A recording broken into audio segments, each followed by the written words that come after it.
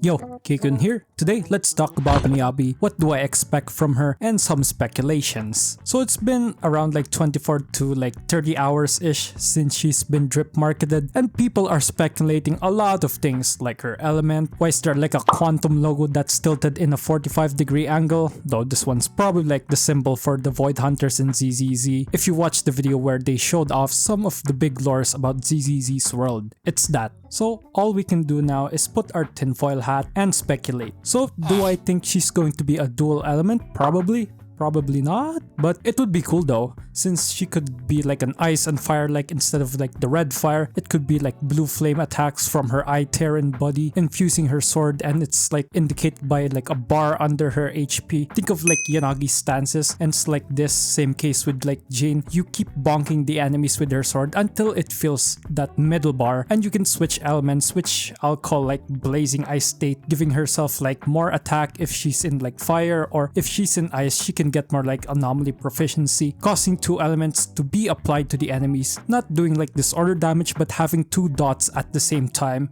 And as it ticks, it gets stronger and stronger as she whacks the enemies with her sword. It's not off the tables here, but she could possibly be a dual element character. Now what happens if she's just ice? What I think she's going to be is like how Jane can make assault crits, Miyabi is going to make Shatter and Freeze do something else. You know how in Hollow Zero, if you get like 4 or 8 Resonums, it will leave like a freezing area that will do like dot damage to the enemies? With Miyabi, I think if she shatters the enemies and apply the dot damage directly to the enemies rather than having it on the ground, we'd call it like something like Everlasting Frostbite, which maybe gives her more crit damage and it extends the duration of the effect by 5 seconds.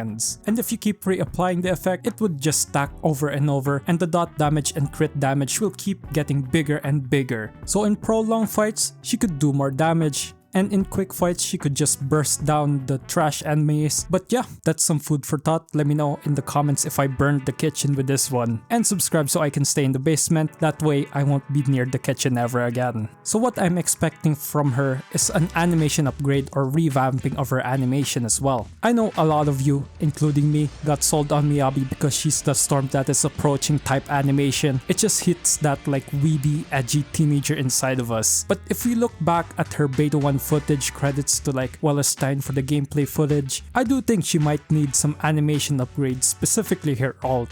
Not the cutscene, her cutscene's already like freaking amazing, with her unsheathing her sword and the flying eyeball going inside it, causing the sick impact frames of a smiling demon and unleashing this like freaking Ayako ult. Insert the womp womp sound effect, bro. Maybe they could like do what like Kaching's ult does, like showing silhouettes of herself. Same thing with like Akron's E from HSR. It shows like mirages and slashes combined together. Like compare her with Yanagi's time slow animations and Bayonetta's stick pose with her hold EX skill. They gotta one up this one, bro, like literally. Everything else is alright, just maybe some tweaks on how fast she attacks and stuff like that. The ult is probably the one that should change. And this one's both like an expectation and like a speculation. Are they going to release a new disc drive for Miyabi? Maybe, because right now our only ice set is like polar metal, which does increase ice damage with its 2-piece, but its 4-piece doesn't really impact the damage of anomaly. Ain't no way anomaly is going to do like basic and dash attacks, right? They're more leaning on applying like anomaly and disorders. And the other two, which is like Freedom Blues and Chaos Jazz, the 2-piece for both is nice, like the 30 anomaly proficiency, but the 4-piece isn't it, man.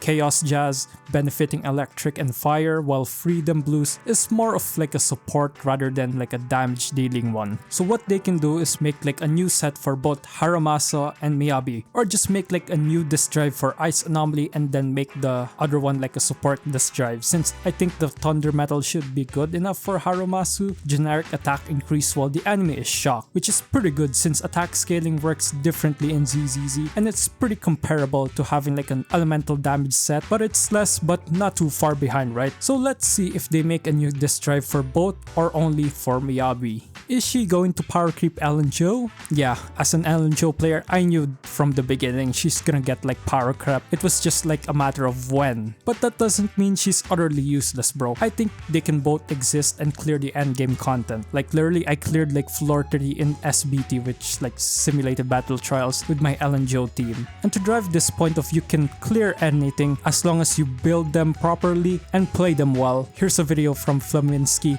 who cleared floor 100 with Billy freaking solo, like freaking dudes of like a god gamer.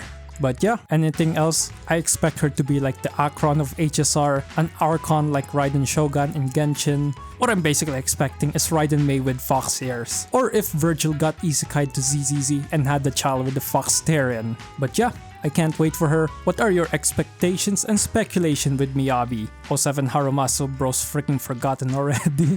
So yeah, subscribe so I can stay in the basement, like for the algorithm, and yeah, that's pretty much it. Bye!